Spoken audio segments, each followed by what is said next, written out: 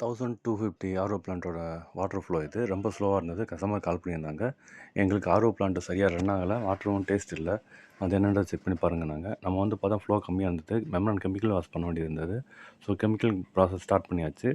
இந்த process almost ஒரு 2 to 3 hours கிட்ட வந்து கம்ப்ளீட் ஆகிறதுக்கு எடுத்துக்கிறோம். ஸோ அந்த கெமிக்கல் கிளீனிங் பண்ணுற ப்ராசஸ் எப்படி எப்படி லைன் கொடுத்துருக்கோம் அப்படின்னு டீட்டெயிலாக உங்களுக்கு பார்த்துட்ருக்கோம். இதில் 5 மெம்பரான் இருக்குது. ஒரு மெம்பரானுக்கு 250 லிட்டர் மாதிரி 1250 லிட்டர் கெப்பாசிட்டி இந்த ஆர்ஓ பிளான்ட்டு. ஃப்ளோ வந்துட்டு ஒரு 200 லிட்டர் ஃப்ளோவோட வரலாம். அந்தளவுக்கு ரொம்ப கம்மியாக இருந்தது. நம்ம என்ன பண்ண கெமிக்கல் கிளீனிங் ஸ்டார்ட் பண்ணிவிட்டு ஆல்மோஸ்ட் முடிகிற ஸ்டேஜுக்கு வந்துடுச்சு. வெளியில் நமக்கு கொஞ்சம் ஃப்ளோவும் நல்லா வந்து இப்போ இருக்கிற மாதிரி இம்ப்ரூவ்மெண்ட் தெரிஞ்சது. ஸோ இதில் பார்த்தீங்கன்னா வெறும் மஞ்சள் கலரில் உங்களுக்கு வந்து தெரியும். உள்ள அவ்வளோ அயன் கண்டென்ட் அதிகமாக இருந்தது.